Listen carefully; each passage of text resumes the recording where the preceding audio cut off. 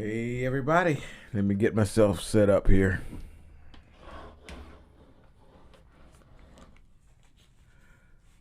All right. I hope everybody can hear me. Joseph, Craig. Hey everybody, let me get myself set up here. And let me cut that down. Hold on a minute. All right.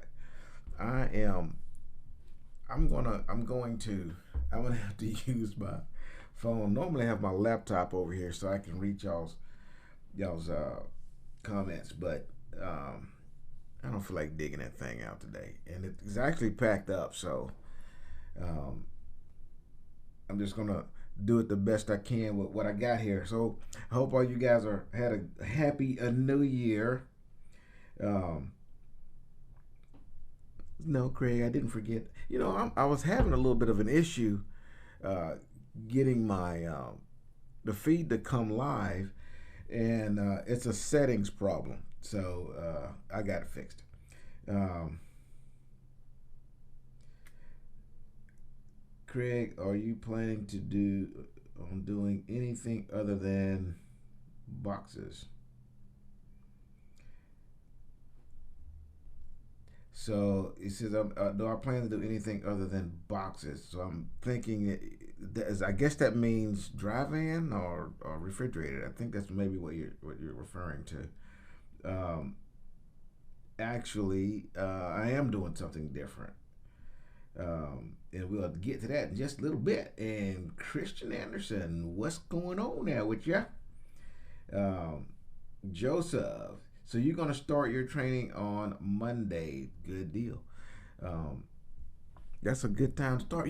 I was surprised at the amount of people in orientation. By the way, I guess you guys can notice the background looks a little bit more vacation-esque, right? It looks like it did before I went to orientation, because I'm at the house right now. Um, we'll get to that part too. It's not a bad thing that I'm at home right now, so don't think it's a bad thing, because it isn't. Um, Charles, waiting to get loaded in Illinois and been waiting for 3 hours. That's not a bad thing. It's not an odd thing. I mean, it's not a good thing, but it's not that odd to have to wait for a while to get loaded. Especially on the Friday, everybody want to go to the house, and those that are coming to work don't want to go. So I get it. Uh, this don't look like a truck. No, it does not look like a truck. Um, so, um, I just ordered a Garmin GPS. Um, did I make a good choice? Uh, I don't know that Garmin makes a bad product right now. To be quite honest with you, I mean they've been making GPSs since you know GPS come out. So I believe they got it down pretty damn good.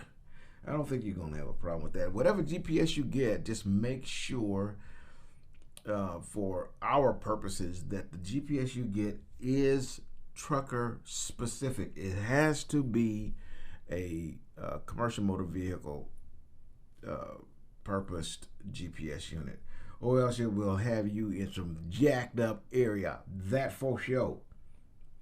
Uh, Tommy, hey 50 from Orlando. How are you doing? I'm doing fantastic. Fantastic. Okay, so do you have a social media? Yeah. Um, I don't, I gotta kind of be a little bit. Um, I'm kind of bumping around, guys, because I'm doing this kind of odd, because I have my phone instead of my laptop. My laptop is actually uh, uh, in a hotel.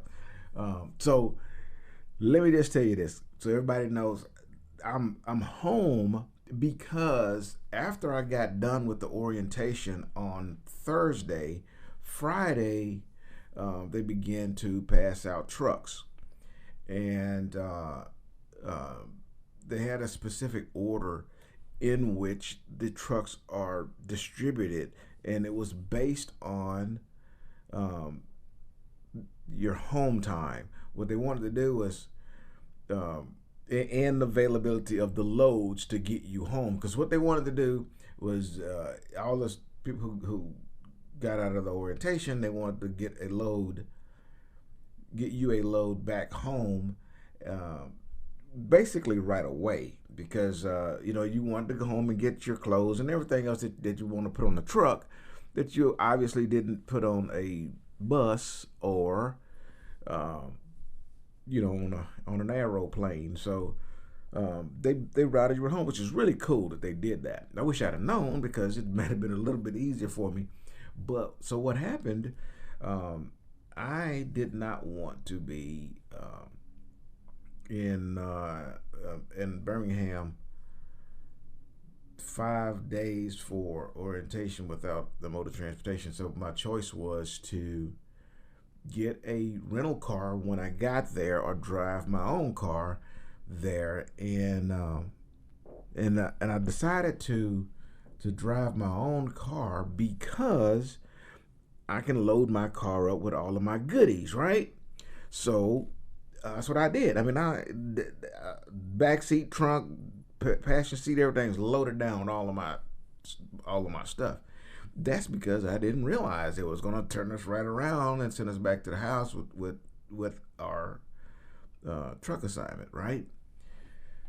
So on Friday, when they started to hand them out, and they handing these trucks out based on um, load availability, when those loads had to get gone, and which load would get which person through the house. Okay, so I need a load coming to Houston. So I basically, what ended up happening is myself and three other guys um, on Thursday did not get a truck.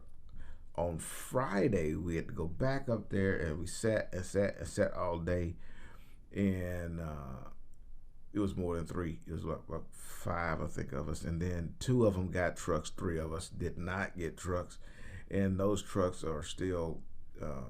They told us that they're still inbound. So I hope inbound means they're piggybacking on some brand new trucks. That would be super cool. But I'm gonna accept whatever comes.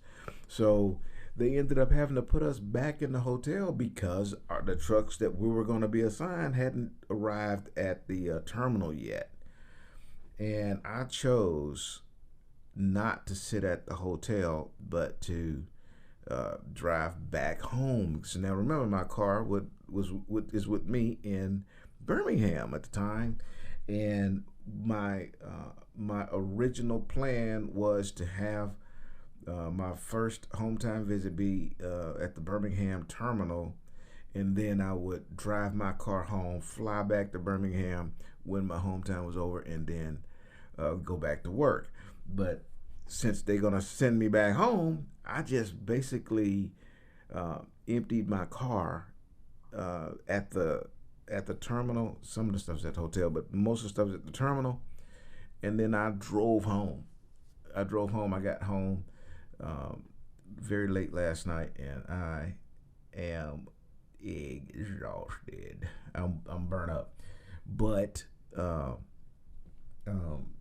it worked out. It worked out really good. So plus I got to get a little extra. I got to spend a weekend at the house, and then I'll fly back out tomorrow, and late tomorrow night, and then I'll be ready for truck assignment on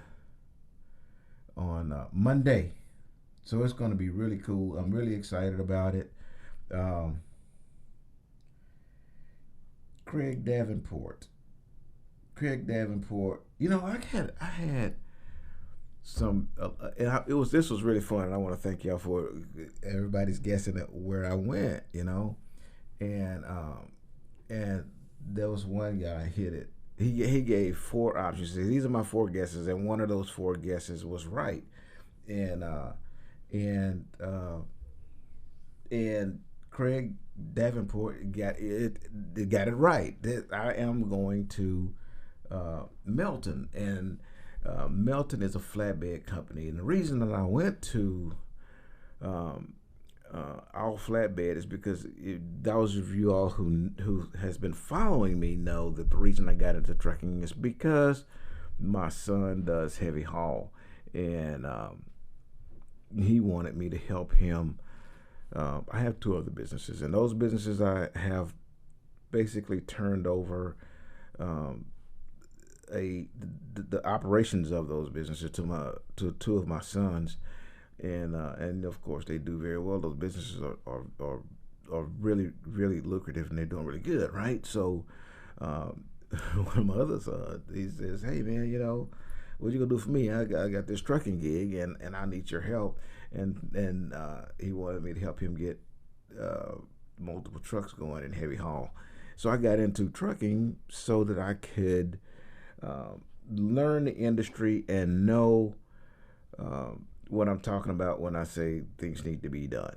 Okay, so I started to basically I've helped him get his truck that he's got right now, and for me with the insurance and everything. So what I've done was call the insurance company. I said, hey, I want to run basically convoy style with my son. So I'm gonna look at the CDL, and then I want to start running with open deck and pulling machinery and shit like that, right? Insurance company said, you must be crazy. You can't do that. Insurance company said, we will not insure you with a brand new CDL pulling down oversized loads. Plus, you ain't gonna get the loads. So I found a whole lot of truths to that. With insurance, want you to have at least 2 years of experience, at least one of them open deck, so flatbed or step deck or something like that, so that before they will allow you to pull a heavy freight oversized or heavy or oversized loads. Okay, so I did a year with Swift with dry van and reefer, and when the opportunity came up for me to look for another job in another driving position, I chose between 2 companies, Melton and Maverick. And Maverick, and I'm glad that this whole thing comes up, because this is going to be some good information for you guys. The reason Maverick, I didn't go with them, well, I couldn't go with them, is because they are not hiring in my area. And some of you guys may end up with that same situation. You may Swift does the same thing, and I know for a fact, like Florida Swift was having a problem. They were taking them out of Florida, New York, and a couple other states. They won't hire out of those states for some reason. Why, I don't know, but they are not hiring out of those states. So I was familiar with the situation where they're not hiring in the area, but I'm really not. I don't feel like I made a bad decision, because I actually like the way Melton is set up, and the way they run their loads. They actually go into Canada, and they don't actually go into Mexico, but you can pick some load up from Laredo, and take it from Laredo into Canada, and they pay big for that, and I'm liking it. And basically, all you really need to get into some really good money with Melton is to have your hazmat tanker and your TWIC card and your passport, and you can get some of these hazmat loads, and you can get loads that go into Canada, and they pay really well. And I was really interested in that, you know, and Melton is big enough to keep fresh equipment. They don't have trucks over 2 years old, so that's good. And they're not so small where they can't, you know, keep fresh equipment, and they're not too large where you know, you can just be a number and passed on. So hopefully, you know, everything works out that way. And you know, I'm kind of, you guys know me, I'm all about, you know, business, you know, and making things work. And I believe it's going to be just fine. I need to be there for at least 10 months, 9 to 10 months for sure. Well, I need to drive flatbed for someone else for that length of time before I can go to the next level. But driving flatbed is something that had to happen for me to reach my end game. I couldn't not drive flatbed and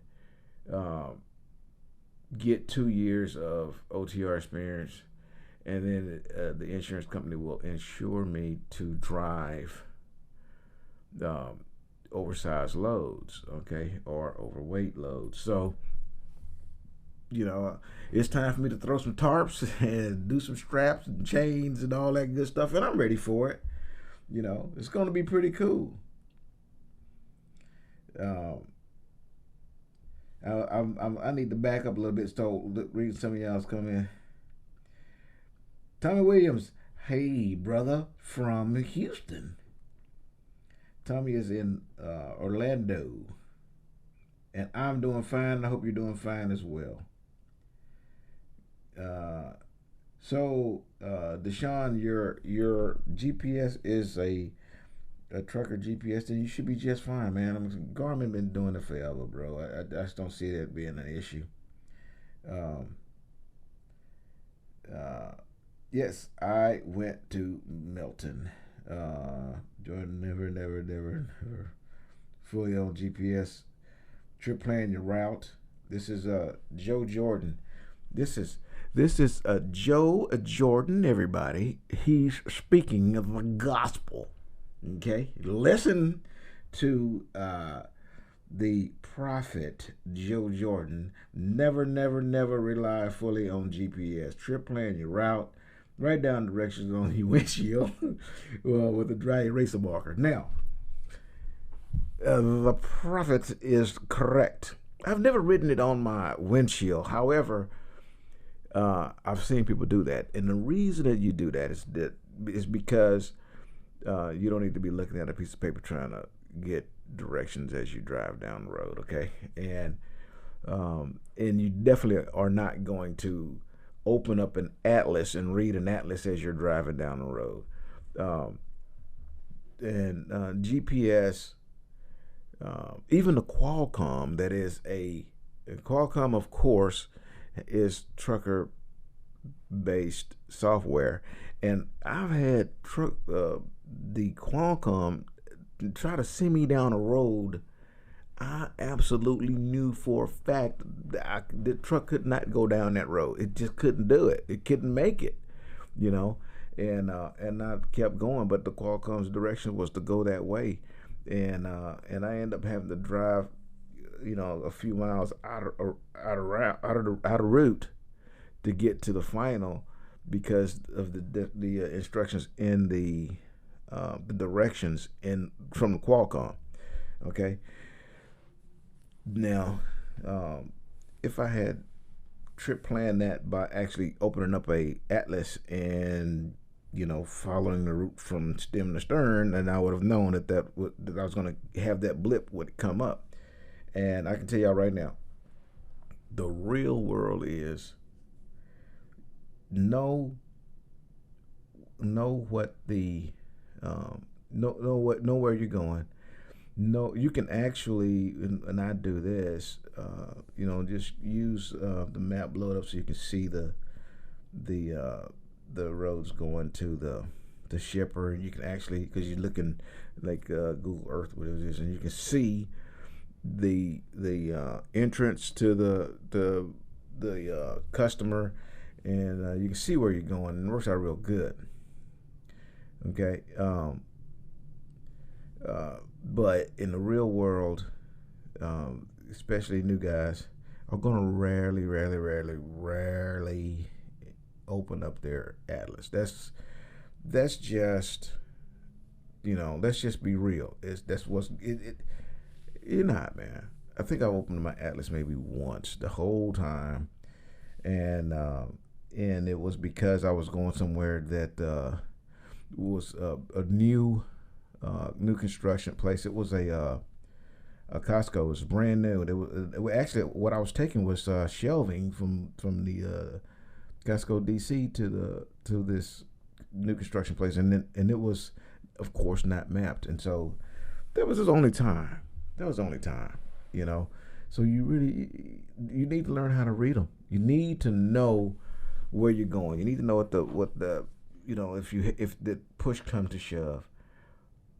But the older guys who lived and died by an atlas is going to swear up and down, the day is going to come when all the stars align. And the same thing happened when the years switched from 1999 to 2000. Everybody thought the earth was going to implode, and the day is going to come when all hell breaks loose and you're not going to have GPS and blah, blah, blah, blah, blah, blah, blah, blah. Guess what? Qualcomm went down for a solid week. Was about, it was either in November or the beginning of December. For a whole week, all the Qualcomm, that's every one of them, everybody had to go to paper logs. And this was just, I don't mean November, December of, 19 something. No, this was 4 or 5 weeks ago. For a whole week, all the trucking had Qualcomms in there. It went down. It wasn't the trucking companies. It was Qualcomm. Done. It shut down. And, of course, I was here, so I didn't have to survive through that. But you had to go to paper logs. And if you didn't have a Garmin like a buddy here, or Ram McNally or something, you may have even resorted to using something. Oh my goodness, don't do it. Do everything you can to avoid using Google Maps. But if you don't know how to read the atlas, what are you going to do? And it actually happened. And it didn't happen for a day. It happened for a whole week. So you do have to realize, understand that stuff. I've never written it on the windshield. Maybe No Hippie, he might have done that. He might have wrote some stuff on his windshield in barbecue sauce. So, you got the barbecue cooking channel. He may have some barbecue juice. He wrote directions in his windshield. Tell us the pay. The pay varies, okay, and it varies based off of the experience. I got 51 cents per mile because I got 1 year, and because I have the other endorsements. When I get those other endorsement loads, it'll go up 6 cents per mile on those particular loads. So, I'm going to be looking for hazmat loads, and just think about it this way, man. You go down the road and you'll see a flatbed got those square plastic tanks on the back. That's bulk liquids, and because it's bulk liquids, you got 3 of them on there. You have to have a tanker endorsement, and they pay you for that. And so I'm looking for all of that. I'm looking for them, and so and on top of that, you what they've told us, and I'm gonna take their word until they prove to me that they lie. And so far, I hadn't been lied to. 90% or more of their loads are tarped, and they pay $50 a tarp, and that's not a, we did the securement training 3 days, and I'm gonna do a short video about the about Melton's securement. Orientation. I went, of course, to Birmingham. It was 5 days in Birmingham. If you go to the one in Oklahoma, it's 8 days. 8 days. 8 days. And I talked to one of the guys. There's a guy there who was getting the truck. He had got his before us because he had already been out with a trainer. They only trained for 3 weeks. So you got with training for 3 weeks with Melton. You can, and this guy got his CDL. He got his CDL through like a community college. Okay, got hired on at Melton and went out 3 weeks with a trainer. And now he got his truck going solo.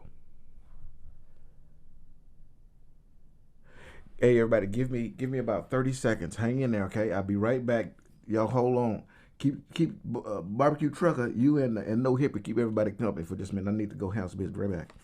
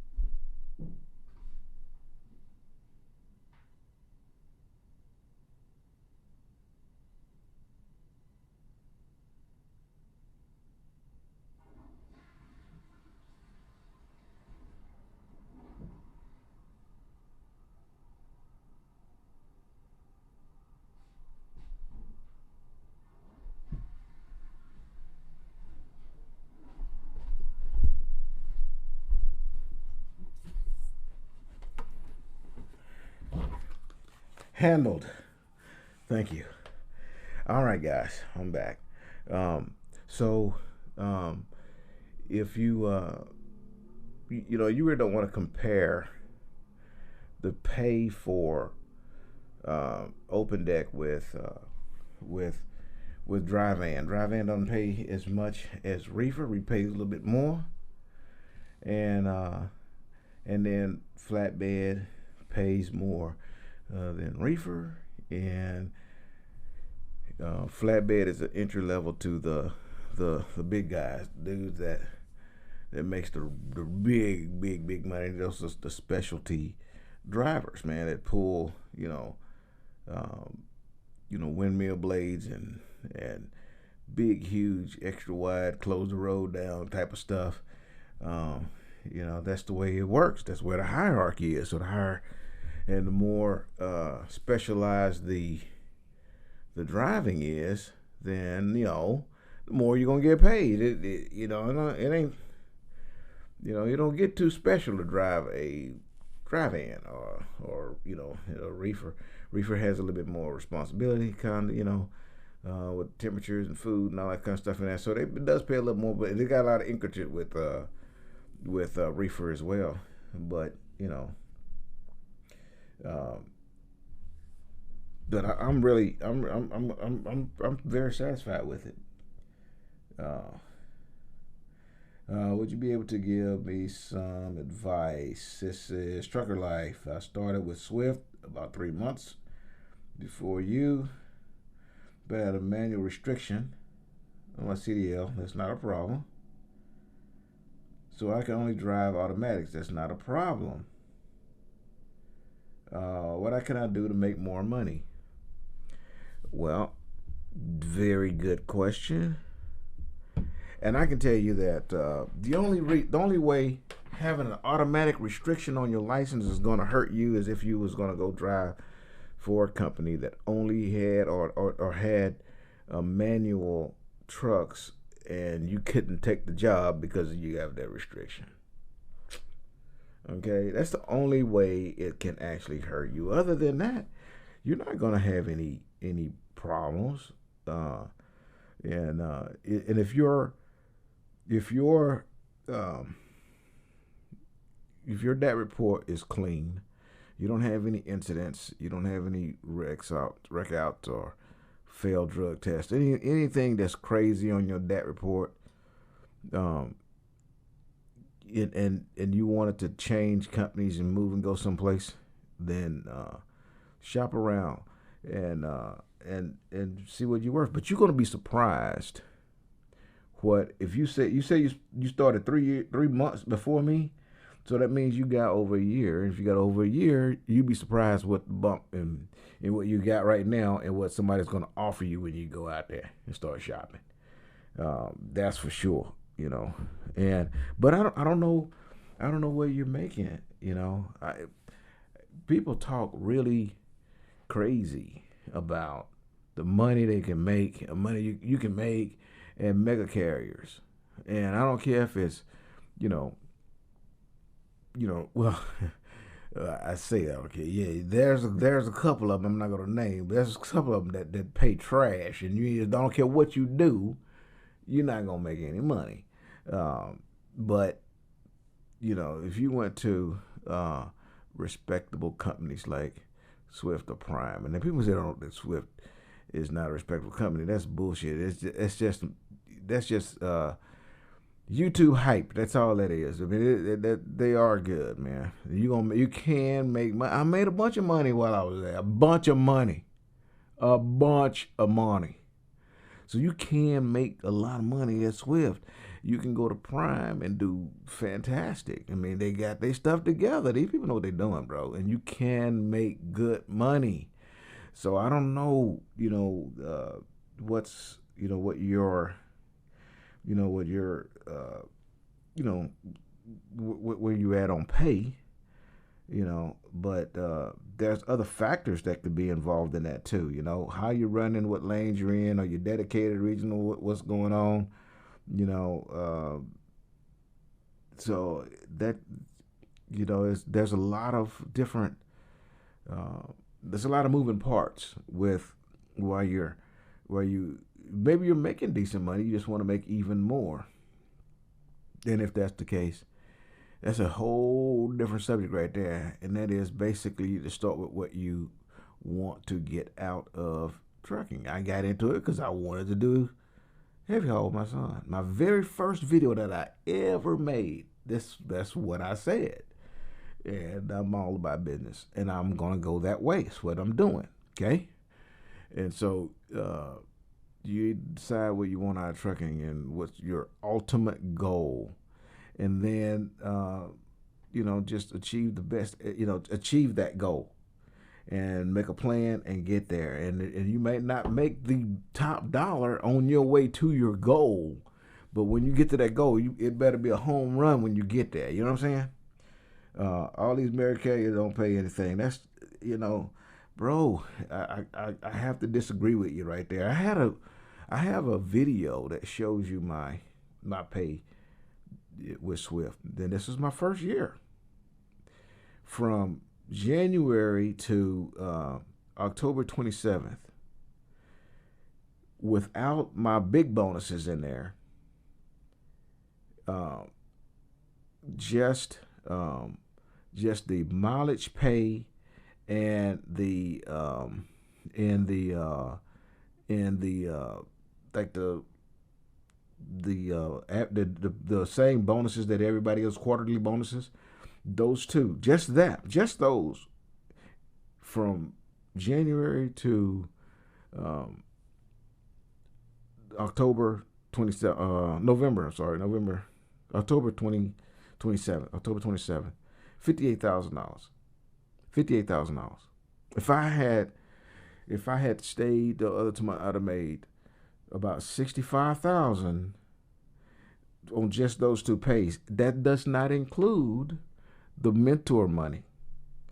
The bottom line is, had I stayed with all of my bonuses, I would have made over $100,000. My first year in ever driving, in ever. Okay, in ever, and I'm not lying to you because I got a video and I'm showing you my paycheck stub. You can make money at mega carriers. The problem is, people don't utilize it, man. They don't know how to run it properly and work it properly, and they don't know how to network properly, and it takes some running to do it. But it's there. I showed it to you, so it is there. You just have to have a different work ethic, than most in order to get to that realm. That's 100% accurate, brother. Trust me. And he says that small companies are manual, and that's a lot of truth to that, because small companies keep their trucks longer and they have a lot of older trucks. Okay, and I found that out definitely with Flatbed, because I was actually trying to stay pretty close to home so that I could be home for my dad, right?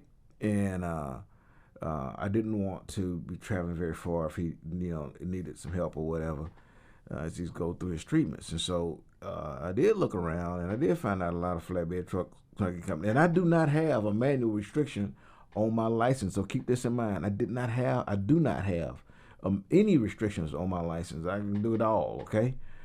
But I don't want to drive a damn manual transmission. I don't want to do it. I don't want to. Can I? Yeah, I can, but I don't want to.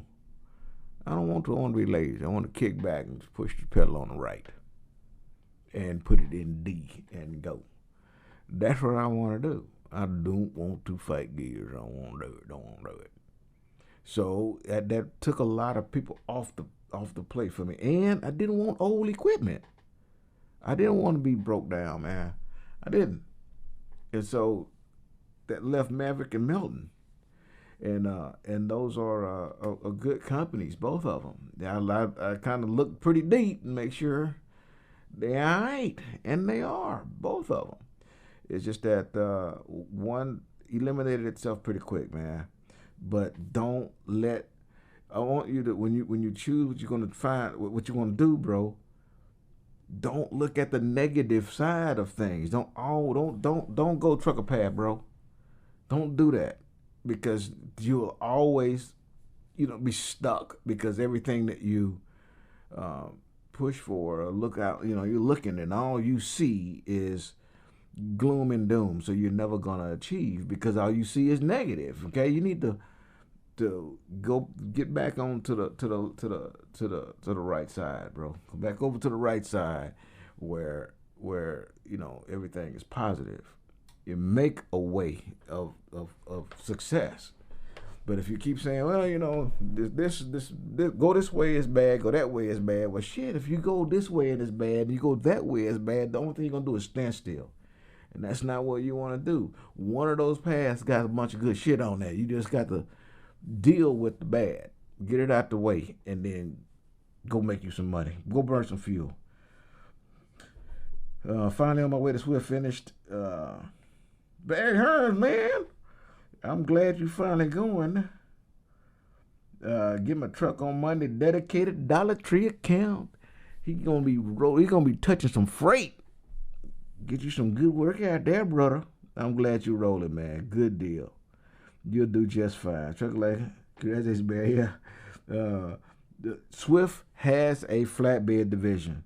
So, um, Quentin says, doesn't Swift have a flatbed division? Let me tell you something, man. I was I will always let people know what a good experience, what a wonderful experience I had working with Swift. I absolutely did.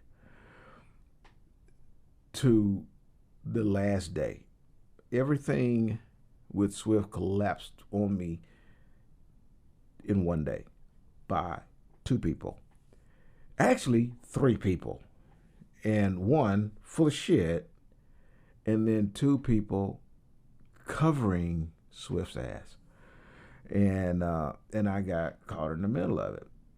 And I say that to say this: had that had I not received that phone call that pissed me off to the highest of festivity, I would still be working for Swift. And Swift has a flatbed department, and I would have never went to that flatbed department.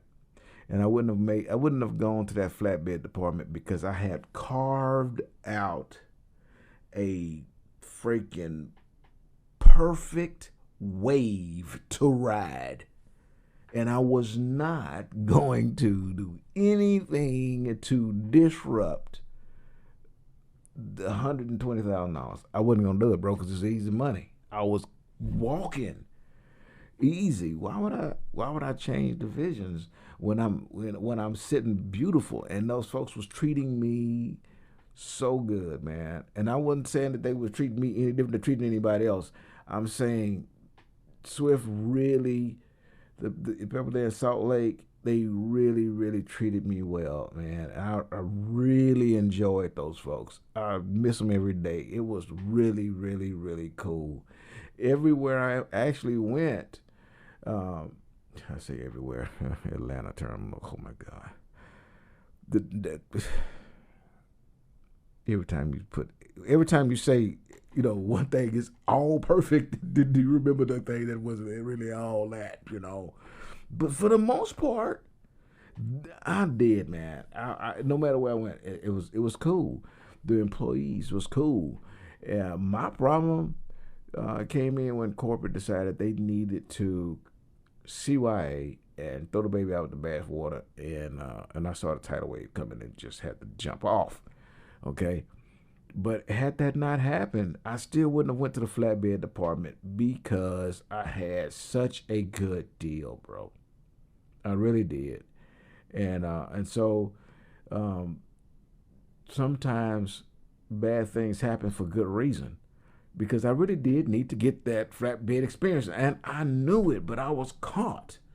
Do I walk away from this good money and making this good deal and everybody treating me cool, sever ties, and then go do my thing, because that's where my end game. I was caught. I was kind of thinking, man, I really, and to be right with you guys, I can't just call you up one day and say, get on there and say, hey, you know what, I'm quitting. No, I told y'all to go over there, but I'm leaving. I'm going over here.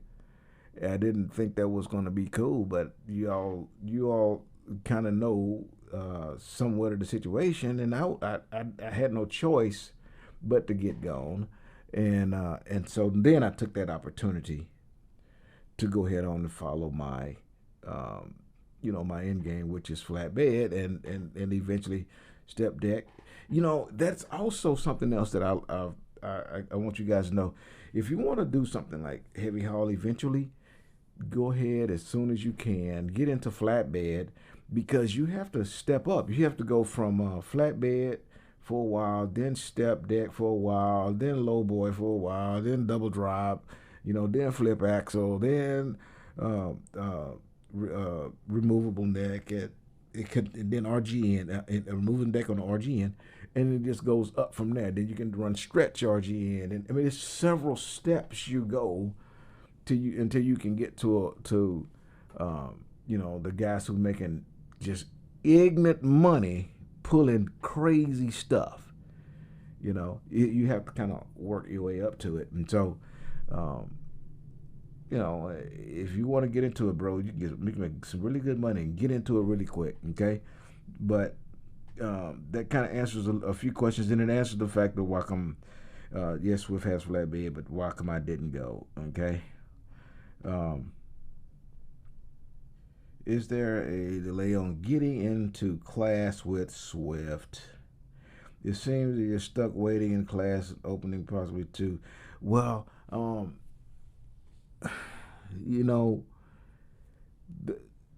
when I left Swift, they were going through some changes. What they really wanted to do was bring in experienced drivers, and they cut way back on the amount of students they brought in to class. They even got rid of some instructors. They just shrunk everything down because they wanted to start focusing on recruiting experienced drivers so they didn't have to go through school. In fact, man, I've talked to about 4 or 5 mentors, and none of them have students right now with Swift. They ride around solo. My mentor, who's been there 18 years and has been a mentor, 18 of them years, and he's been driving with no student for several weeks. So after he finished his last one, it's been several weeks before they hadn't given him a new student yet. So they are going through some changes. They are trying to go do things a little different. They aren't the only ones, by the way. There's other companies that are they're scaling back school. It is very expensive to train a student. It is, and to think about it this way, man. If it's 25 people show up to class, and half that class graduates, so 10 of them went through somewhat of the training. Maybe they went all the way through, but could not pass a driving test for whatever reason. They just couldn't do it for whatever reason, man. And they just throw their hands up and walk away. The company still spent $6,000 on that person, or whatever the amount that they actually spend. Let's just be straight. There's going to be some profit in there, but the instructors still got to get paid. They don't unpay the instructors because the students walked away. Okay, so there's a certain amount of loss in a school, loss with students who walk away. Okay. Then there's some who finish the school and get hired but never show up to the orientation. That happened to a few of people who I recruited. They went all the way through the CDL school, got their license, and didn't show up to orientation. That's a fact. So that's even more loss, okay? And then there's some who go through the orientation, get on the mentor's truck, can't finish the mentoring process for whatever reason. They're going to blame it on the mentor. And, it is what it is, but they don't make it through the mentor process. Another failure, okay? And that's all big dollars that companies lose because they do that student thing. But if you got somebody with some experience, you can basically bring them on, take them through orientation, and if they don't have enough, you might want to send them through 50 hours with a mentor. But it's nothing like sending somebody through school. So they've shrunk them down to when I left, there was 2 students at Salt Lake Terminal. 2 students in that big old school. It is what it is, but, I was telling y'all, come on, go. But, don't give up. Don't give up. I use Google Maps and hope for the best. Just joking. He ain't joking. He's probably using it right now. Barry, I think I think Swift. I think it is a Swift problem. Finally, and it took me a few weeks to get in. Yeah, he's talking about Barry Hearn's talking about getting into school. You know, it is what exactly the way I explained it to you. And the reason that I know this stuff is true is because I recruited a lot of people, a lot of drivers at Swift, and I was privy to some good information, and that is some of the information that I was privy to that is it's a fact. And I saw it happening, so you know it is what it is. And um, I was privy to the information because the mentoring bonuses went away. They took the mentor bonus, not the mentor, I'm sorry, the new hire recruiting bonus away. That's gone because they don't want new students. They want experienced drivers. At the end of the day, that's what the deal is. And so, but the fact is, mega carriers, especially companies like Swift, um, who brings their fleet is manned by a lot of young drivers, not young age. I mean, young in trucking drivers, and some of them just don't make it. You know, they quit. They don't want. They thought they wanted to do it, and they don't. And they leave. So they have a pretty high turnover rate, and they got to replace them with somebody. And they're not going to replace. Swift is not going to replace the people who are leaving with experienced drivers 100%. Shit ain't going to happen. Sorry, it ain't going to happen because if you got more than a year experience, you're going to go work for somebody else that's going to pay you better. That is a fact. Plus, people have this negative viewpoint at Swift that just is not true, but they still have it nevertheless, and they just won't go. You know, if you're young or if you're new or if you're just trying to get your CDL, you go to Swift. You ain't going. You made a damn good decision. I'm telling you, it's good. It's cool. It's cool. Um, uh,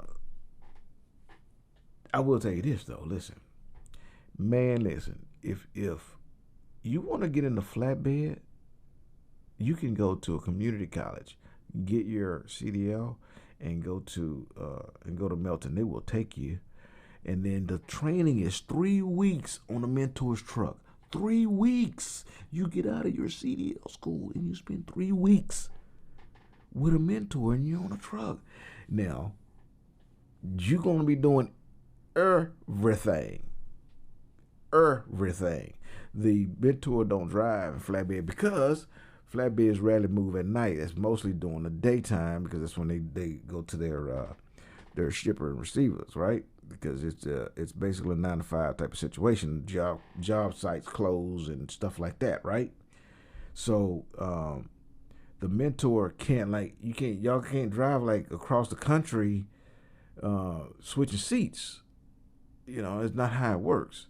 So you're gonna do all the driving, all of everything, which is cool. You can you get all the experience. You get everything. You get the guy who I was speaking about earlier that was in a training with us. This guy has gone. He's a student and he has gone into Canada. I haven't driven the truck into Canada. It'll be a brand new experience for me. But he had somebody in the seat next to him talking him through it, letting him know how it works to get it done. It's some positives there. But I like the fact that you can, if you went through, I got your CDL with anybody outside of Swift and then came in there, and you would still have to go through the orientation. You still have to go through the mentor phase as well, but it's a little bit longer, and you ain't getting into that money like flatbed real quick. I can tell you that right now. Let's see who else we got here. No Hippie says, "What's up, y'all?" If y'all haven't gone to No Hippie Trucking and Transportation, he took the wannabe off of there. And y'all, I'm going to give y'all the credit. He ain't done nothing. I'm going to give y'all the credit because y'all probably went over to his page and gave him a rash about having that little N on that wannabe. And when he know he can drive that truck, and he is a truck driver, he want to put that wannabe on there. And I said, y'all get on him. And then he changed it. So I'm going to give y'all the credit, not him. But if you have not gone to No Hippie, No Hippie Trucking and Transportation, go over there and you can learn some prime stuff, okay? And I know him personally, good dude. There's no hype. There's no bull there, no crap, no lies.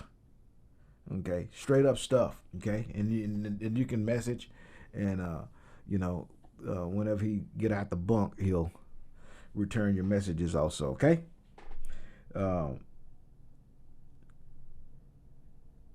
me see here. Picture station off.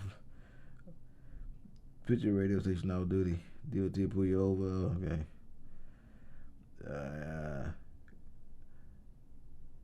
I like positive attitude approach. SGRE paper chasing trucker. I like the positive attitude approach strategies. That's man, yes, indeedy. That was you with your dispatcher. And so negative. Listen, he is correct with that, man. And I've talked about that. When you're dealing with your driver leaders, first off, just don't be an asshole in general, okay? Don't talk to people crazy, and don't have everybody outside of you didn't cause your issues, okay?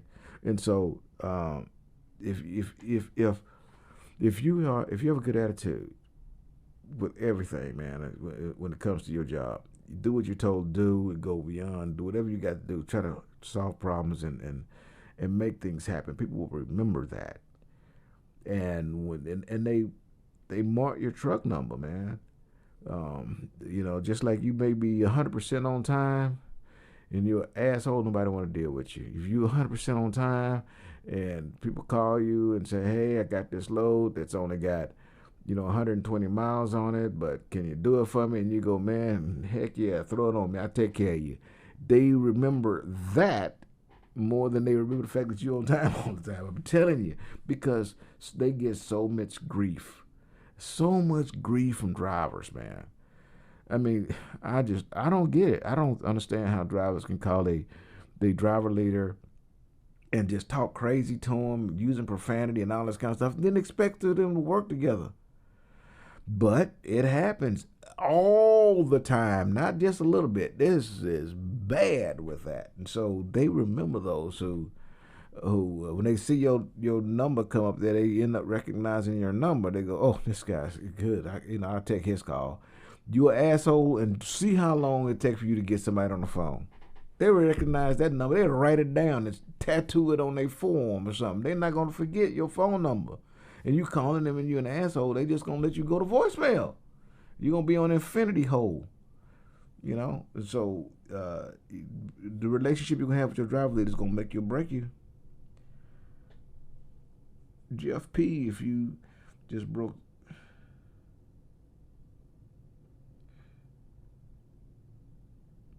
Oh, okay. You use Road Hunter or Trucker Path as a GPS in the meantime. That was Jeff P. Jeff P. is talking about Trucker Path, and I use Trucker Path, but I paid $100. You have to pay. If you don't pay to use Trucker Path, when you push the routing, it's going to send you through Google Maps. And that's not a truck route. Okay, so you got to be real careful with that. You got to be real careful with it. It can send you down some cray-cray.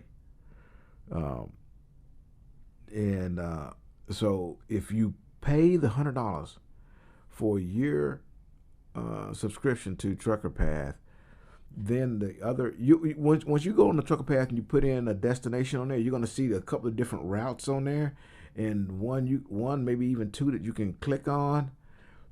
The others you cannot click on, and the ones that you cannot click on are truck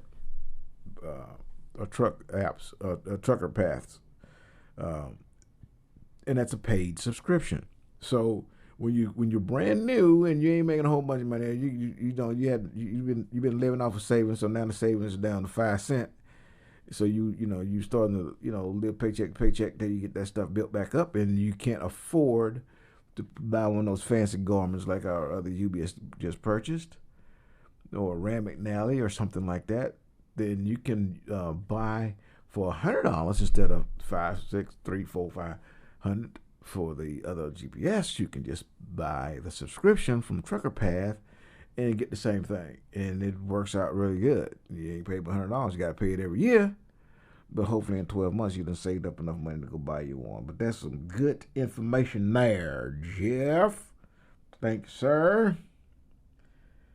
I got to run and drop off his oversized. Yeah, so that means he got to go take a bookie. No, hippie said he got to go drop off his oversized load. He got to go take a shiznitzel. Swift told me all you had to do was borrow a manual and just go take a road test and get the automatic restriction removed. You know what? All I have to do is... No, I'm not going to say that. I was going to say something real crazy. Yeah, how many people got a manual transmission truck, man? I mean, yeah, they say it like it's just so simple, and then you got to have time off to go to the DMV. And then not all the DMVs do truck CDL driving type of things. And not only do you have to have somebody with a truck, they're gonna also need it's a 48-foot trailer. So it's not as easy as they make it sound, man. That's just a fact. It's not. So and you got to, if you can. First off, if you have a automatic restriction on your license, don't have a cow. Don't, man. It's cool. Trust me. Trucking is moving way towards it, man. I mean, the huge vast majority of new trucks are automated transmissions. They're much more efficient than manual transmissions. The people who just stuck on manual transmission is the hell, a personal car ain't even got a manual transmission. It's so full of shit, man. That's just the bottom line. You ain't no truck driver. You ain't switching no gears. You got automated transmission. You just a steering wheel holder. You are a goddamn fool. Come on, man. Don't fall for that stupidness. Don't fall for that. Come on. An automated transmission is a manual transmission with a helper monkey on the side. That's it. If you take that transmission, switch it to manual, you switch gears just like you just switching it this way instead of this way. If you like doing this, because we grew up watching, Convoy and all that kind of stuff, man. It was a thrilling thing to watch, and you wanted to have the experience of switching them gears and all that kind of stuff. I get it, but having an automatic restriction on your license is not going to prevent you from having a damn good career. Okay, so don't get too hung up on it now. Okay, but if you don't want it on there, man, do everything you can to take your test with a manual transmission. And I would ask the terminal where you are if they still have a manual transmission that you can take your road test in, because that's all you need to do. The difference between having a manual transmission and an automatic transmission is the truck you took your road test And so if they still got a manual transmission on the yard and you can go take your road test with that manual transmission, go for it. Problem is you ain't practiced in that sucker, so you better know what you're doing or else you're going to fail your road test. In the same way if you borrow a truck from a friend, you know? Think about that. Barry, bro, think about that. So you go borrow a truck from a friend so you can go, you know, you took your home time and your buddy gonna meet you at the DMV so you can go drive his truck and pull in his trailer, go get your license. And you gonna pass that test with the DPS officer sitting next to you, driving a truck you ain't never drove for, in a transmission you ain't never shifted for. The chances of you passing that is snowball chance in hell is 0. You ain't gonna do it. You ain't gonna do it. You're gonna have to spend some time with your buddy driving around in his truck, getting used to shifting that transmission so that you can be successful when you pass the test, right? So when you gonna get time to do that? You don't get but 4 or 5 days home time. You ain't get no 4 or 5 days. You know, if you're a Swift right now, I'm gonna tell you something. They changed the policy where you cannot take more than 3 consecutive days off if you're not a diamond driver. Did you know that? God damn, man. I mean, that's crazy. So you stay out. You're a mentor. You stay out 4 to 5 weeks with your student, completing your student, and go home in the most you can take. Because every week you get 1 day. Every week, 1 day. And so you out with your student, let's say 4 weeks. I mean, I was pretty cool. I was pretty quick with mine. 3 weeks and, in 2-3 days. I was doing everything I can to keep it under 4 weeks, But, so you out with your student for 4 weeks. Go home, and all you can take is 3 days. You can't take that 4th day. And you can't store that 4th day. Once you get back from home time, your weeks start over. You start generating new. And the only way you can get more than them, more than the 3, is to be diamond driver. Sound like they don't want your ass to take you home time to me. Truck of Life, I'm making 27 cents per. What the hell? I'm making 27 cents as a team.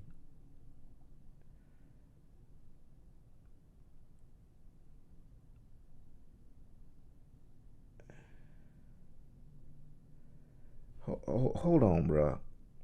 Trucker Life. I hope I'm not reading this right.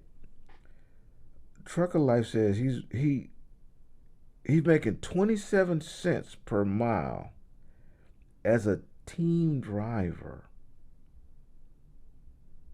Bruh. I don't know you working for, bruh. Quit that fucking job ASAP. Get the fuck out of there. That's not right. 27 cents a mile? No way, man. No way. Absolutely not. Get out of there. Get out of there, man. And did I see you? Did you say you working? He haven't had a day off in over a year, so you got a year of experience, and you should be making. You can go any goddamn way and get almost double that. You're gonna get 50 cents easy, no matter where you go. That is cray. A lot of people think they're gonna hook up with team driving, and they make more money team driving. It's you just bad. You just itty bitty bit more. Okay, and you running your ass off all the time, and it ain't worth it. I might team drive with my buddy, or my son or my wife, that's different. But if it's somebody else and it's just a living, there ain't no way in hell you don't ever get to sleep in a vehicle that ain't moving. That sucks, dude. And then 27 cents a mile is a butt scorcher. And some of these companies will tell you that they're paying you more than what they're actually paying you, and then they're trying to add in per diem and all that kind of shit. They're trying to add money back in that you already earned. They're stupid. So just be real careful, man. But oh my God, trucker life, don't do that, bro. Don't do that. You're worth way more than that. Hey, 50, are you lease or company? Jeff, I'm not with Swift anymore, but I was a company driver. And I mean, the money you saw on my check before that was not lease. I was not a lease driver. That was a company driver. Nothing came out of that money but smiles, shits and grins. And so you can make real good money there. They gonna pay your ass. I can tell you, I know trucker life ain't working at Swift even. Swift don't even, they wouldn't even do you that bad. You know, damn 37 cents, 27 cents, man, bro, come on. Get out of there and go make you some real money. You worth more than that. Do you want to share anything about the call that pissed me off? I will, man. I will. It's just, it's just a bunch of bullshit, and so we're gonna leave it for a different day. But I will. Do you pick your own truck at Swift?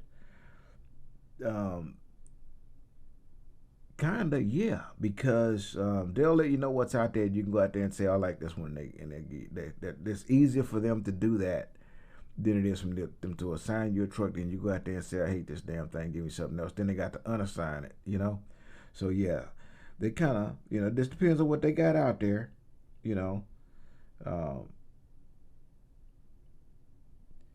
It's just straight paper trucking.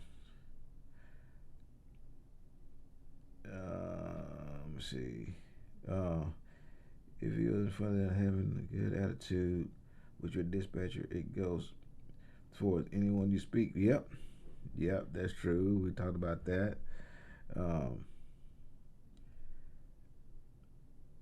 Gerald, great super trucker inspirations.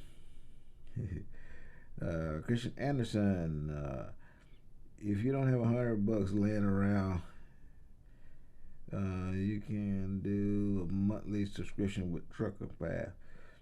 Is that right? I didn't know that you could do monthly subscriptions with Trucker Path.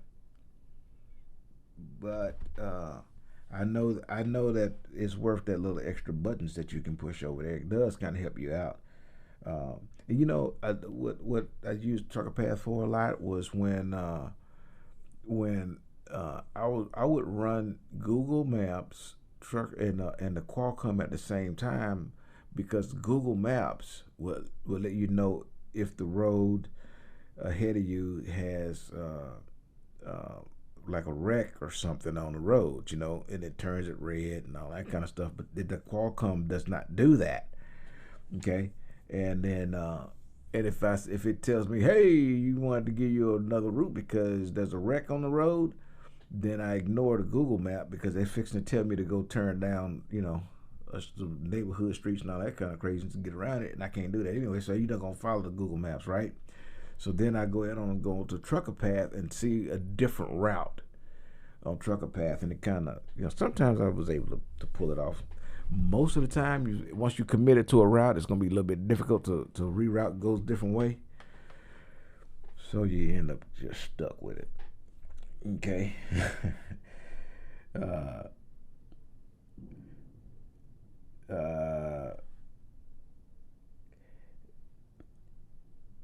XOBY, X-Boy, I don't know what that is. Truck GPS is dirt cheap for those that need GPS. It says XOBY.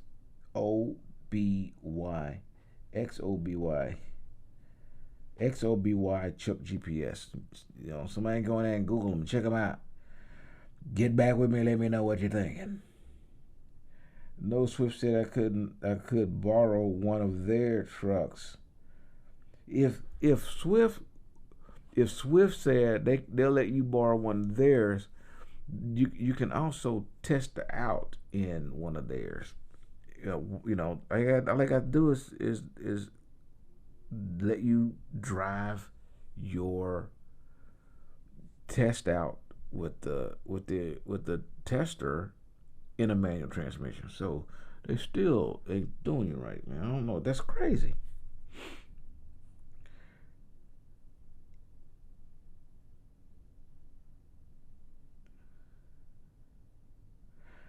To, oh wait a minute. Trucker Light says 27 cents per mile been driving teams over a year at Swift. How you do 27 cents a mile teaming at Swift? That don't make any sense. That's crazy. I never heard of that. Um, you know, Michael, semi truck driver. Oh, split pay. That's what he's talking about. So it's you getting 27 cents for all of the truck miles, not just the ones you drove. That would make better sense if that's what actually is going on. That's kind of crazy, but I've been thinking about Prime for a while. Truck life, uh, bro. You can damn near go anywhere you want. You got a year of driving experience, man. You watch and see what happened. Watch and see what happened when you start looking for a job with a year experience. Man, shit, they're gonna start beating your door down. Dude, and you're gonna be surprised how much you can get. Um, they getting 55 cents a mile. I know they damn sure is, cause it's that's real, bro. That's real. Um, what company did I go with? That is Red Star 76. What's up, brother? Um, I am now a Melton flatbed driver. Flatbed OTR. That's what I needed to jump the hump, and so that at the end of the year I can start doing a little something different. And so I went to Melton, and when I get back there on a Monday, they'll give me a truck assignment, and then I'll do a little video after I get the truck all spiffied inside. All the trucks, because it's flatbed, all the trucks are mid roof. They don't have a big bunk at the top. Y'all know I like that.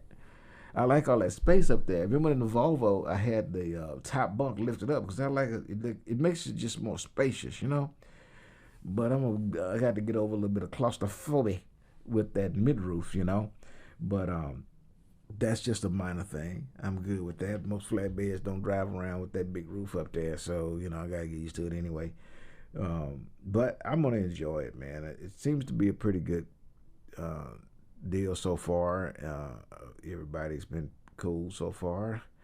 I will say I have not interacted with very many people. In fact, I can only say that I interacted with 3 employees, or 4 employees, five employees of Melton, and 2 of those 5 were over the phone, not recruiters, but a driver manager and a driver leader, and then the other 3 people. One was the shop foreman, and then terminal manager and the instructor that did the orientation. Those are the only people that I interacted with, and everybody was just regular old folk, bro. I mean, they us. That's it, and it was pretty cool. So I believe it will be doing just fine. And of course, I'm gonna bring all you guys along for the ride with the flatbed thing. I'm gonna do the same tutorials with uh, you know dude, they have spread axles, okay? Like I'm used to tandems where the tire they slide together, but um, these uh, these are spread axles, and you have to scale them different. You have to scale twice, okay?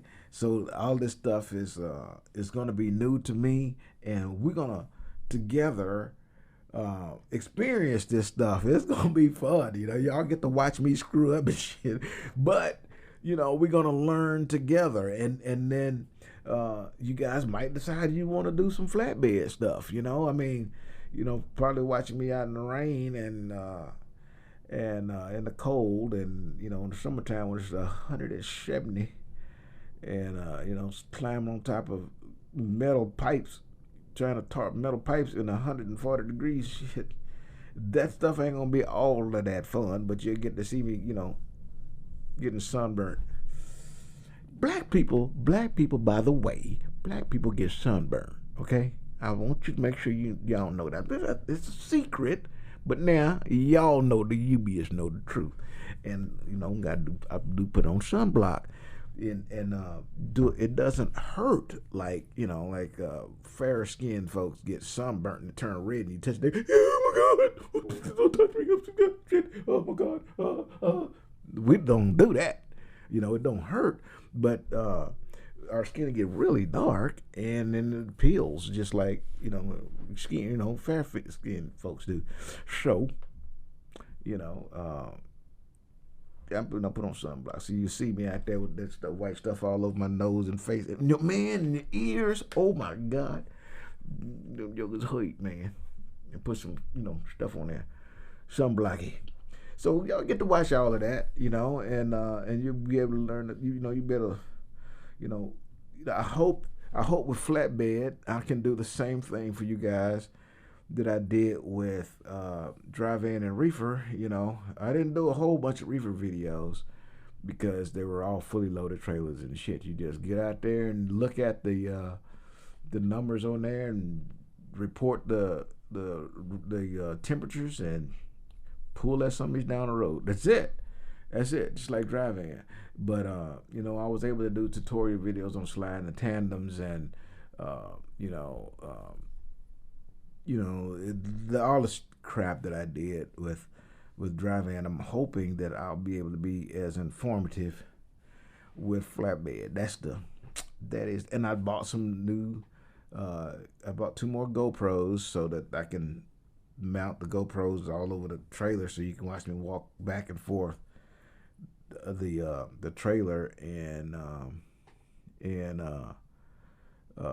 watch me tarp and strap and chain and all that fun stuff. It's gonna be cool, brother. I'm gonna enjoy it. It's a move towards my end game. And again, if you guys been following me for a long time, and if you go way back over a year to my very first video when I introduced myself to you, I told you my end game was to run heavy haul with my son. It's the reason I got into this business, and this is the step towards that. It's gonna be fun. I'm gonna enjoy it, man. I want y'all guys. I want y'all to enjoy it along with me, and I might be able to influence some of y'all to come on out there and have some good stuff. When did Swift change time out policy? It was definitely after.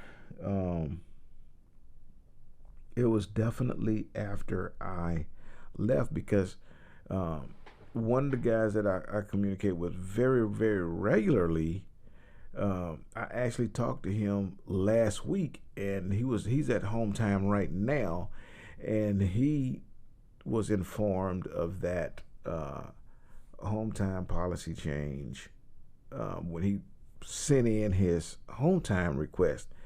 And he's been out for like 6 weeks, and he was going to take 6 days. And they said, no, you can only take 3. And fuck you on the other 3.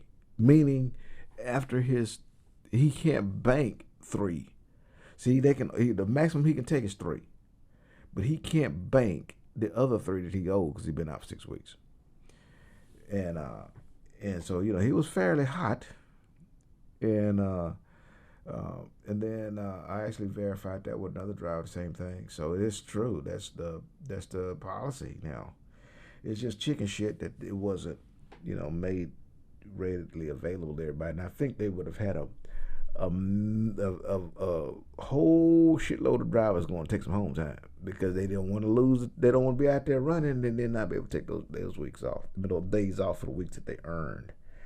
And I think that's pretty stupid because, if I'm there, I'm gonna make sure that I'm home. Every 3 weeks I'm going home. Every 3 weeks. And I don't give a shit what you got, what freight got to be moved. I'm going home every 3 weeks because I'm not gonna be able to get compensated for being out there on the road, my time at the house. So that's pretty chicken shit, but Michael, I see you just chimed in, brother. I do flatbed with Melton now, and you're gonna get some video and some pictures and all that stuff. Monday I'm back on the yard. Monday I'm back out there at Melton in Birmingham, Alabama, and I'll get my truck. I'll put my stuff in the trucks and I'll take some pictures for y'all, and then I'll make a video on Monday. Okay, so I drive for Swift. I take 4 days off when I go home, bruh. I sure hope. You remember that they started giving everybody a rash crap, saying if you was going to be home for more than 5 consecutive days, you have to clean your truck out. Okay, a few guys, even my students, was telling me they went home and was told that they could not take more than 4 days off. This was when I was still there, and so you probably are flying under the radar, but eventually it's gonna get caught, and they'll probably gonna tell you that they can't let you do that no more, which is crap. It really is, and also what really frustrated me. But I let it go because I was making it, I was doing really good at Swift, so I let it go. But if you get paid on that those quarterly bonuses on whether or not you are gold, silver, platinum, diamond level driver, and that's based on how many miles you drive and that sort of thing. But when you take home time, they count that home time against your miles. They spread those miles out throughout that week out. So that's going to be 4 days where you didn't turn in any miles. It didn't hurt you at bonus time if you file, because it could make you slip from platinum to gold or some shit like that, man. And it costs you a few extra cents per mile on your bonus. And I think that's kind of shit, man, because you drive, you earn that time off. They goddamn asses go to work Monday through Friday, go home every night, and they off on weekends. You get ready to take your home time, and they want to fuck you out your goddamn bonus money. That's so, it angered me so much. However, that they run the company. That's what they do, and and it's bonus money. Okay, it's bonus money. So whatever they give you, it's bonus money. So, and it's still cool to get that, that $1,000 check, though. So I ain't mad at them. Yes, I am. I'm mad. I should have been, diamond or some shit instead of gold, or platinum instead of gold, or gold instead of silver, whatever. Because I took home time. So yeah, I ain't happy about that, but I am glad they get that money to me.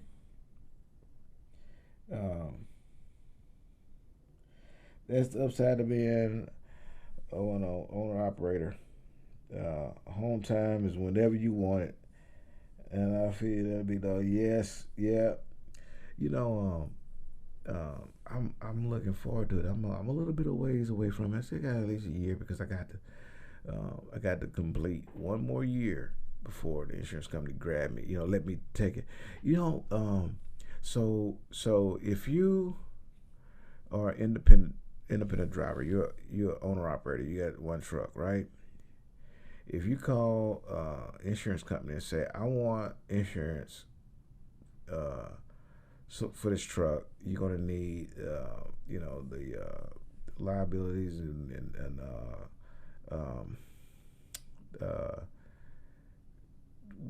it's kind of like workman's comp, but it's something else. I forget the name of it, but it's insurance talk. But you need to insure the freight, the equipment, all this, and it's very, very, very expensive. Put it to you that way, it's very expensive. Okay, so if you as a parent buy your child a car, you don't get your child their own insurance policy. You add them to your policy. Okay, so you this independent truck driver, and you need to get insurance. When you call the insurance company, they're gonna have like a parent, and then you will rider on this policy. So basically, there's like a group of truckers that are a part of this huge policy. It will be just like a corporation who has insurance and riders and all that kind of stuff on all of the trucks that they own. It's kind of like that, okay? You the child that's being on mommy's, sucking off mommy's insurance tit type of thing, okay? Because if it was any other way, you couldn't afford the insurance. That's how it worked. And I was like, So because of that, they're able to say stuff like, if you don't have X amount of experience, then they won't let you get on their policy. And then, so then you ask, how is it that so many of these truck drivers on YouTube with 6 months experience got to go out and buy their own truck because they heard somebody else doing it, and then they go out and do it and fucking fail? But that's just going to happen because they don't have experience. But anyways, as a horse of a different color. So you say, how does that person, how are they able to get insurance if what I just told you was true? Because they got the trucks, so how did they get on the insurance? It's because they pay their way on. Okay, if you have a year of experience, you're going to get the rate that you can live with. If you don't have that, you're going to pay a rate that you cannot live with. And that is designed to scare you off. Okay? But the fact is, they don't get scared off because they lick these other dudes on YouTube doing it. And they think that they fixing to go make all this lying ass money. And then they go out there and find out that the insurance costs more than the fuel. And by the time they get done with their expenses, they're making less than a company driver. They ain't gonna tell you the truth, but that is a fact. It's why my ass ain't done it yet. I can afford to buy whatever goddamn insurance I want, but I know math, and I'm not fixing to get out there and overpay for fucking insurance because I want to show y'all a brand new shiny truck. And they ain't even getting a brand new shiny truck. They're getting a goddamn old ass beater that they don't want to spend $40,000 on the truck that break down every goddamn week. And y'all watching them on YouTube, so don't tell me that I'm lying. That's the honest fact. You seeing them doing it. And they broke down, and the only thing that they've been making, the money that they're making is pennies, so they can't afford to do it. But the reason that they can get it fixed is because the finance company is making them put in money into a maintenance account, and then the finance company pay for it. Roll it onto the back of their note, by the way. It's crazy. It's crazy, but it's the truth, and it's things that people who's not into it, they don't know, and so they believe that all is beautiful in owner-operator world, and it is. You better know business, but if you're an owner-operator, you go on some of these low boards and you wonder why these dudes ain't living in Taj Mahal somewhere. They ain't all driving Mercedes trucks and shit like that. Because it's a bunch of money as an owner-operator, man. It is a lot of money out there to be had, for sure. But take your time doing it, Take your time getting out there. You can get it, if that's what you want. If that's what you want to be an owner-operator, good deal. Take your time, man. Learn the game before you play the game, or you will get gamed. That's for sure. Good the only time policy with Melton for us. Home time. He says go over the home time policies with Melton. For every day you're out, you get a day. I mean, for every that would be damn good. For every week you're out, you get a day. That's kind of industry standard. Melton lets you roll them over. So if I'm out 4 weeks and I want 3 days out, they still owe me a day, and they let me bank that day. They don't throw it away. They let me bank that day. That is pretty freaking cool. And, you know, the companies that's small enough, they can feel rebellion a lot easier than big mega carriers. You can rebel, and they can just tell you to park their truck because they got some students coming out that can get right in that truck and do exactly what the hell they tell them to do. And you don't want to do what they want you to do. You want to add some extra shit, they can just tell you, bye. Melton's only got like 1,500 trucks or something like that. 1,600 trucks, something like that. And when 3, 4, 5 guys start bitching, they hear it. 4 or 5 guys leave, they feel it, and so they a little bit more reactive, and I can tell that by their policy. Not that I've experienced anything, because I just got there. I ain't even pulled my first load. I don't even have a truck for them yet, but I investigated it before I got on, and the policies tell me that you know, they've been snake bit, or they don't want to get snake bit, or they just some damn good people. You know, you gotta prove to me you damn good people. You know, I'm gonna assume that you ain't an asshole. You got to prove me that you damn good people, though, right? You know, with any company, you got to prove to me that you damn good people. But their policy tells me that you know they care about the folks. You know, so it's cool. I think I'm gonna enjoy it. Came in late. What company did you go with? Melton Truck Lines. They're based out of Oklahoma. That's their home terminal in Oklahoma. But the school I went to is in Birmingham, Alabama, and I went to the one in Birmingham, Alabama, because I had experience, and experienced drivers go to Birmingham. If you went to the one in Oklahoma, it's 8 days of orientation, 8, and you're in there with people who just got hired on, just come out of a mentor's truck, and it's a little bit more and more involved there. So it worked out real good, man. And again, that's just, you know, I'm closer to Oklahoma, but they still think about that. You know, we're not gonna put this guy over here with these other folks sitting through shit he don't need to be sitting through. You know, and so again, that's just that's a company thinking about you. You know, so I'm down with that. I'm down with it. Those insurance companies getting overlaid. All insurance companies, man. I don't give a damn what it is. Insurance companies damn near run this country. And if you know history, you know that what I'm telling you is true.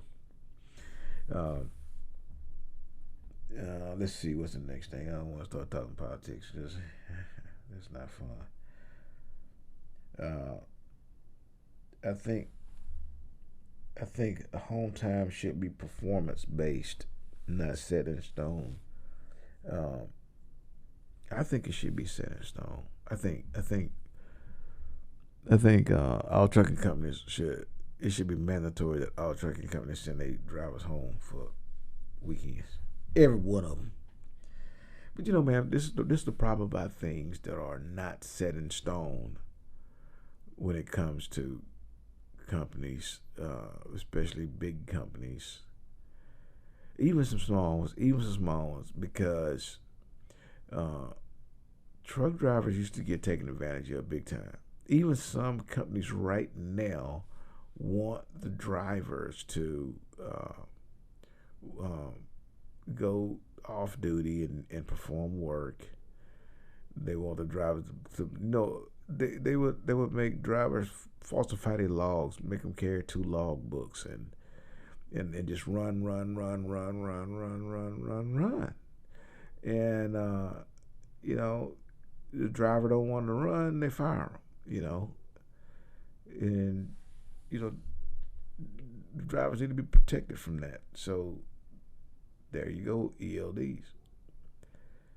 If you give some people, the problem is in some industries, if you give the fox the key to the hen house, he gonna go in there and eat all hen. That's what he gonna do.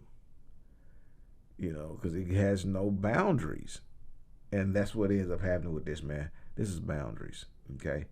And so if you tell somebody you got to have performance-based home time, you can't go home to your family until I feel like you have performed to a certain level. We finna have a problem, because my family don't deserve to not see me because you ain't satisfied with the job I done. I might have done it the exact way you told me to do it, but you ain't happy with the way you wanted me to do it, and so you want me to stay and redo it. What about my family? And so that's why there's industry standards on things, man, because people crazy.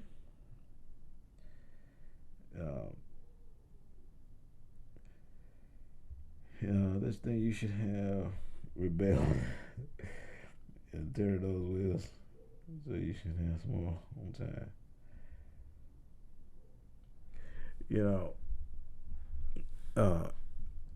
I believe one day.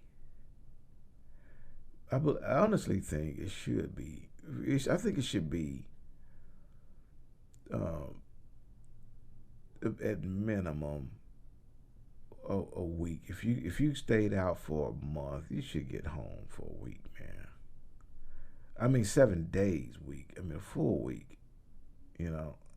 That's just me, but that's the way I feel. That's the way I feel. Let me see here. Set in stone is more days based off of how you perform.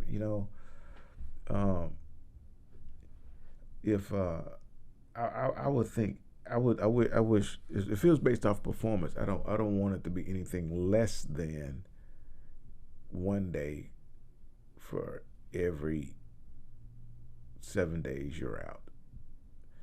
But based off of your performance, if you're 100% on time, no wrecks, no issues, no load failures, none of that, then maybe you can get an extra day. So when you take 4 days off because you spent 4 days on the road, they'll give you, well, this month you was 100% on time, so you got 5 days. That way, yeah, I'm good. I'm good the other way, but not to penalize, because what if they told you for every 5,000 miles you run, you get 1 day off, and then they give you, I take that word, that phrase with a grain of salt, but you end up running, no matter how hard you run, 1,200 miles a week, 1,500 miles a week, and you just ran every mile they gave you, and every time you went to a truck stop, it was another 4 or 5 trucks from your company at the truck stop. Nobody got loads. You never get home because you never meet their standards. Crazy, man. People do stupid stuff. So there's got to be a good foundation. Maybe a stupid question, but do you still get any credit from your referral at Swift? Swift quit paying referrals about 2 months before I left because when night took over, they wanted the recruiters to start doing more experienced drivers, not newbies, not students, and that's why the students has dwindled way down. And when you apply for Swift, it may be 2 or 3 weeks before you're able to actually go drive for them. It's because they don't have they don't take that many students anymore, and that's not their focus anymore. Their focus now is on experienced drivers, and so they don't care that I can help them recruit in good students. And by the way, the UBist, I want y'all to know this. By the way, out of all the people, all of the UBist that joined Swift through me, all the UBist, company-wide, no recruiting tool was more successful than 50 Plus Trucker Journey, because the UBist showed up to class prepared. You guys showed up with your CDLs and you stayed.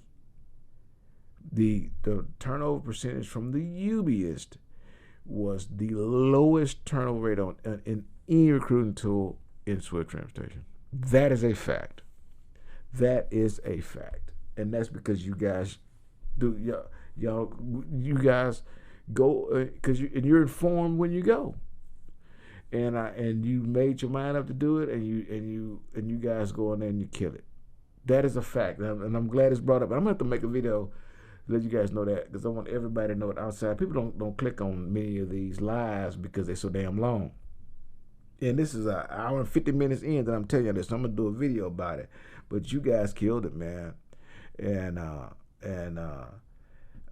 really proud of that, But they do not pay referral bonuses to new hires anymore, so I don't get paid any of that stuff. I had students in the pipeline. Some of you guys own Mentors trucks, and they didn't pay out because when they made that policy change, it was effective immediately. No matter if you have people in the pipeline or not. I could have towed their ass up legally because I performed the work. They're supposed to pay the bonus.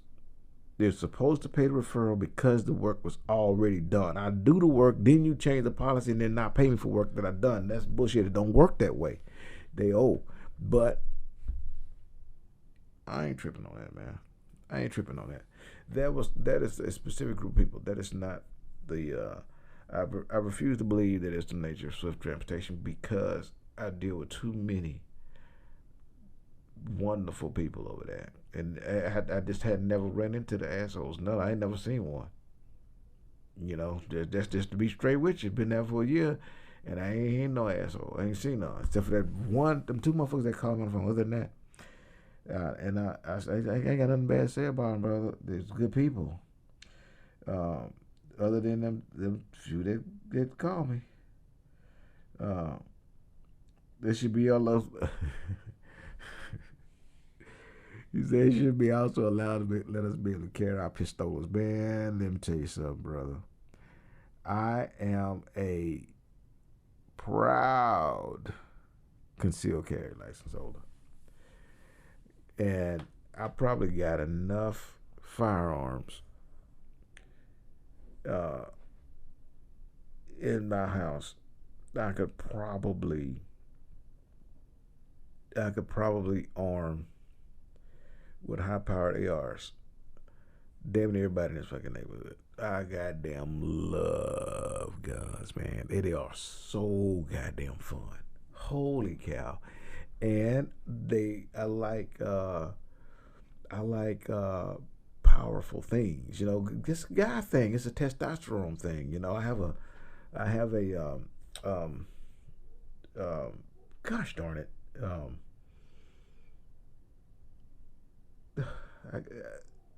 I got a 50 cal. I'm trying to think of the damn Bushmaster, uh, 50 cal, and I don't shoot it too often because it costs like $11 to pull the trigger. Every round costs $11.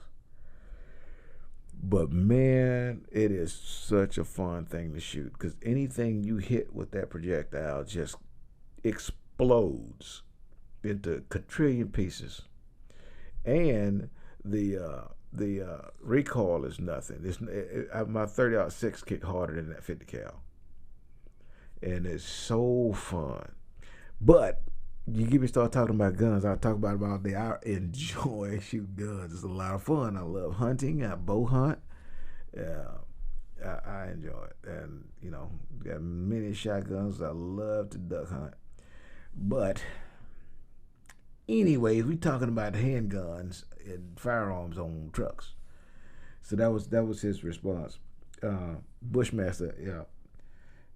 Yes, Bushmaster. That's what I'm saying. I don't know what Thank you. I'm brain farting because I start talking about guns. I start getting all.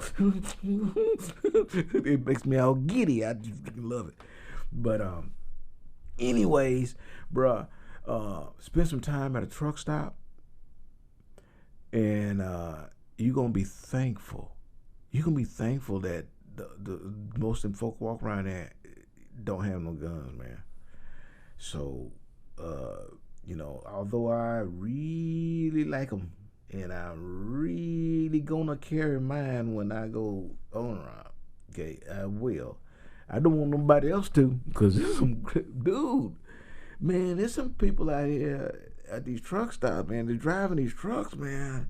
They are ridiculous, crazy, and they don't have a thought process, man. And then put a gun in their hands. Fool, man. Yeah, that shit, that ain't cool, bro. Motherfucker shoot your ass. But, hey, was it last week or week before last that somebody shot one truck driver shot another truck driver at a truck stop? It was even all over YouTube. I don't really pay attention to it, but that shit happened for real. It's a lot of it. It would be a lot more if people was allowed. Matter of fact, straight paper chasing trucker. Did you know it was not illegal? It is not illegal for a concealed carry a truck driver to carry. It's not illegal. There is no law say that the truck driver cannot carry a gun. That's not it. It don't happen. The reason we don't do it is because the company you work for does not allow it. But there is no law against that. Okay.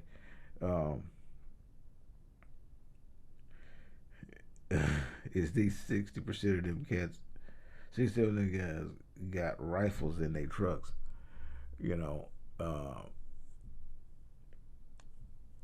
hope like hell they don't, man. Cause they're some crazy some bitches. They cray. But maybe on one of my videos, I'll you know what I'm gonna post on my next video. On my next video, I'm going to I'd rather lose my job than my life. I just like to stay out of trouble when that crazy shit happens. But listen, I got a picture of myself. I went hunting. I went on to hunting for bison, and I knew it was damn near like shooting a cow because they don't. I wasn't hunting them in the wild, but I was hunting them on like 20,000 acres. It's a huge place. And it basically, once I got there, it turned out to be shit near a wildlife grocery store, man. I mean, you damn near walk up to him and pet that motherfucker and cut his throat. It was really fucked up. But I done paid my money, so I'm finna shoot this son bitch. And I was really gonna do this, okay.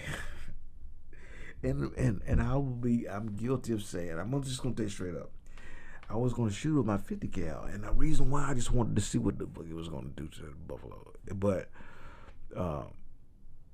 you know, once you get there, you get close to it, you start thinking, you know, not close to the animal, but close to the hunt. You realize that that's stupid, you know.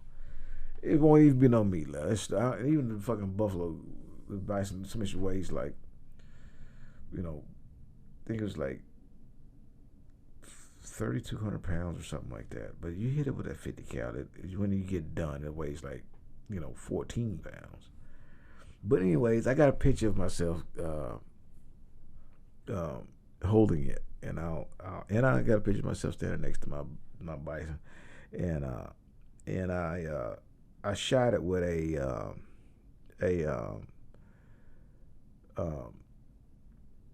300 blackout, okay, AR, and that bitch wasn't even 30 yards, man. If I hadn't paid my money, I wouldn't have pulled the trigger. But you ain't getting your money back, so I ain't never going back. But he eats good. And I'm still in my freezer right now. But anyway, I'll show the a picture. I will put it on my next video. I'll put it at the end so it don't offend one of those hunters, those anti-hunters. You know, this is a trucking channel. Everybody watching trying to order, like, you know, blood, gush, and gore and stuff like that. So I'll put a picture of it. Anyway, guys, it's getting close to 2 hours. So I shot a World War II 30-06, and so it was it a like those heavy short throw barrels, you know, sniper rifle. I was curious about that. I've never shot one, you know, but I've seen what I believe you're talking about at We Raise Buffalo to Eat, and you know what, that is, you know, I don't know that it's possible to do that in Texas, and you know, like rancho, but if you can raise bison to eat, man, that is 1,000 times better than a cow. I can't even tell you how much better the meat that is. It is so much better, so much better. If I went down, I got the 2 freezers down there. One is full of just bison meat. And if I put a hunk of ground bison out of the chuck, okay, ground bison right next to ground beef, it looks like, for any of you all, I know that we're talking about hunting and beast channel, trucking channel, but I'm about to let y'all go, okay?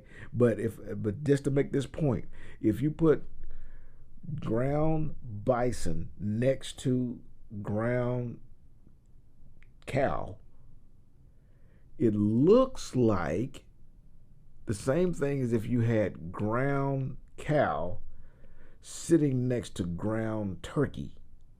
The difference in the color of the meat, because that bison is a lot less fatty than the bison is a lot less fatty than the cow, but it's the fat in the cow that makes it flavorful. But the bison is more flavorful than the cow.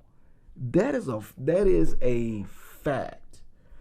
And if you and I'm not talking about going down to, you know, Ray's hamburger joint and tell them you want a buffalo burger, and you eat the buffalo burger that he made, that he has. You can cook bison. You can have a medium rare bison hamburger, bison burger, and medium rare cow burger. And if you try to feed me a medium rare cow burger, then you gonna have a fight. I ain't eating that. I will eat a medium rare bison. That's a fact. Because the bison has less amount of fat content and it's got less of a chance of giving you anything. And it's just a pure meat, man. It's really, really, really good. And it has no wild taste to it. Like, they don't go into a, they go and heat this like anything else. Anybody else, but they don't have that rut flavor in them like you would if you shot a buck doing a rut. You want to deer meat tastes nasty. Deer meat tastes nasty because you shot the buck in the rut, and it's like he got testosterone running all through his veins, all through the meat, and he got musk glands down at the bottom of his legs, at his knees and shit, that he pissing on so he can catch a girl, and his musk glands is secreting that the little sex scent, like whatever you call it. But it sounds crazy, it sounds nasty, but that's what deer hunters do. That's what it is, okay? But their body is going through those changes, and then you go shoot this son bitch, and then eat it, and you eating this body going through the changes, and one about, God damn, deer meat tastes wild. You don't know how to make no deer sausage, because you shot that motherfucker when he nasty. That's why. Anyway, this is not a hunting channel.